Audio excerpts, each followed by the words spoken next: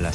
Place à la revue de presse hebdomadaire des idées sur Europe 1. Eugénie Bastier du Figaro, vous nous parlez aujourd'hui de la censure qui monte dans nos démocraties. Vous savez, je vous en parlais déjà il y a 2 semaines de la pédopsychiatre Caroline Eliachev qui avait vu l'une de ses conférences annulée à Paris sous la pression d'activistes trans. Eh bien, figurez-vous que j'ai suivi le dossier et depuis, 2 autres de ses interventions ont été annulées. Elle doit avoir des gardes du corps pour s'exprimer. Et mercredi soir à Poitiers, c'est la sociologue du CNRS, Nathalie Hennick, encore une femme, notez-le, qui a été chahutée. Des militants, la jugeant homophobe et islamophobe, parce qu'elle a critiqué le mariage pour tous et combat le wokisme, ont créé un charivari alors qu'elle s'exprimait. Les locaux de l'université ont été dégradés. Alors cette censure semble peu inquiéter la presse de gauche.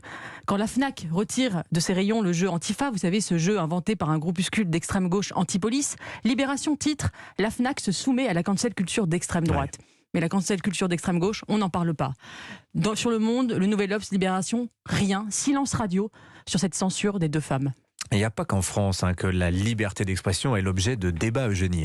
Alors en France, on censure la parole. Aux États-Unis, on la libère. Elon Musk, le nouveau patron de Twitter, a décidé d'en faire un nouveau sanctuaire de la liberté d'expression. Des centaines de milliers de comptes supprimés par la politique de modération précédente ont été restaurés. La presse américaine de gauche s'en horrifie.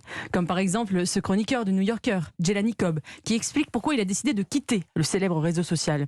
Quand Twitter permet aux foules du printemps arabe de se révolter, c'est exaltant. Quand Twitter lance la révolution MeToo, c'est formidable. Quand Twitter fait de Black Lives Matter un mouvement mondial après la mort de George Floyd, c'est le souffle de l'histoire. Mais quand Twitter donne la parole à Trump, qu'elle lui permet de gagner la présidentielle de 2016, alors là c'est affreux. Le problème, c'est que la libération de la parole ne peut pas être à sens unique. Et la liberté d'expression, est-ce que c'est devenu une valeur de droite, Eugénie ? Alors dans les années 60 en France, c'était le pouvoir gaulliste qui censurait le film La religieuse de Rivette, jugé offensant pour les catholiques. Aujourd'hui, c'est la gauche qui réclame le boycott et l'annulation. Avant, la gauche était voltairienne. Elle rêvait d'interdire. Maintenant, c'est le parti de la censure qui clame « Je ne suis pas d'accord avec vous et je me battrai jusqu'au bout pour que vous ne puissiez pas le dire ».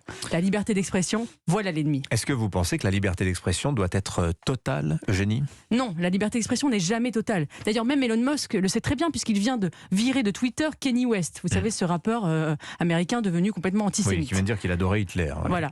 La liberté absolue, c'est la loi du plus fort. Mais la loi de la démocratie, ce n'est pas le sens de l'histoire. Ce n'est pas les gentils progressistes contre les attardés réactionnaires. C'est le pluralisme, la discussion, la confrontation d'opinions divergentes et parfois même dérangeantes dans l'espace public. C'est ce trésor qu'il nous faut défendre. Des propos bien sages. Vous avez raison, Eugénie Bastier. Merci à vous. À vendredi prochain.